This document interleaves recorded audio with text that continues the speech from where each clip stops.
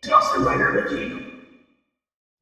Hey YouTube, Dawson Rider here. Welcome to my review for the Power Rangers Dino Fury Battle Attackers. So these are essentially the gimmick figures, but with a little bit of a twist for this year, which is actually kind of cool. So each set includes one Ranger that has a gimmick, which is a kicking gimmick, and then one Monster of the Week, which they can actually use it on, which I think is a fairly clever way to use the gimmick rather than it just being a gimmick for gimmick's sake. And as you can see, blue comes with this unique rustic string. No, I'm just kidding. I wanted to address this at the beginning, but when you get it in the packaging, the toy security strap is looped through here under the box, and this one is impossible to get out. I might end up having to bite the bullet and just trim it down, but I kind of don't want it to be in there, and I could not get it off before the review, so I figured I'd just use it to talk about how ridiculous this is. He's strapped in here and he's strapped in there via the back. I don't know why they didn't just do that instead of this, because this one was kind of difficult to get out also, but you might not have that problem, but I thought I'd address it. But let's actually, let's go over Blue and his monster first, since we're talking about him. So for the figures here, as you can see, they're a little bit stylized. They almost look like they belong in the Play School Heroes line, if anything. And the details on them are nothing to write home about, but they're also not the worst either. And oddly enough, which is funny here, and you can look at his helmet, it looks, fairly accurate for the stylized look. But what's funny is, I haven't gotten my basic Blue figure yet, I haven't found it, but I've seen pictures of people that have found it, and apparently there's a paint mistake where they keep the silver paint all throughout here, and this doesn't have it, and if that ends up being widespread, that's kind of funny and sad that the silly little gimmick figure has a more accurate paint sculpt. But like I said, the details in general, they kind of hit all the points they need to, because the main point of this figure isn't to be the most accurate, best painted looking one, but it also could have been worse. There were certainly some times in the Bandai era where they would have figures like this and they really skimped on the details. So it basically has all the details it needs to, and it looks fine for what it is. The Morpher's not too painted. You do have the armored on gimmick here for both of them, so you have a different one for each one. They're not using the same one, which is kind of cool. I honestly thought they might do something different, and maybe they will down the road in terms of armor switching out figures, but hey, maybe this is how we're getting them.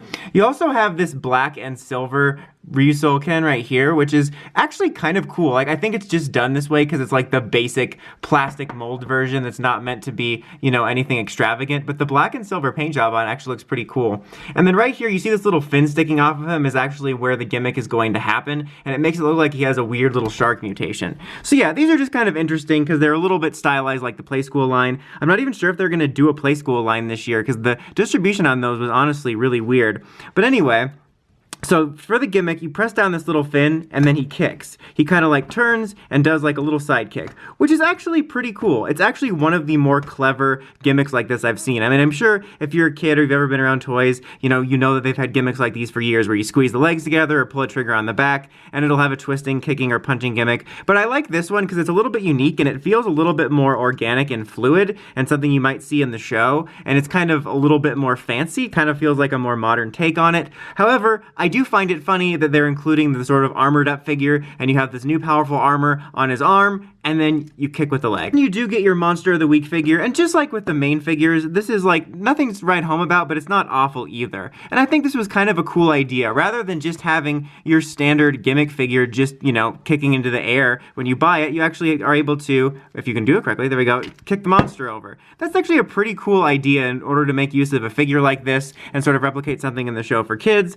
and it's kind of a cool way to get more Monster of the Week figures if you're into that. I'm sure there's kids that like getting it. I know there was a lot of kids that like getting the Monster of the Week figures when I was younger, and I know that there's older fans that like Monster of the Week figures, so this might give you a chance to get it. And they're not the most detailed. They also have a little bit of that Play School stylized look to them, but it doesn't look as obvious as the Ranger ones, so they're honestly not half bad. They really only have arm articulation, and in the back you do have some sort of, blank spots here. It's kind of like half a figure. So it's basically what you expect, because its primary purpose is to get kicked over. So that's really what you would expect. But for what it is, it's not that bad if you really want a Monster of the Week figure. It's a decent stand-in, all things considered. Now for Reds, same stuff here, kind of got that stylized look. I think he looks a little bit cooler. You have his unique armor on there.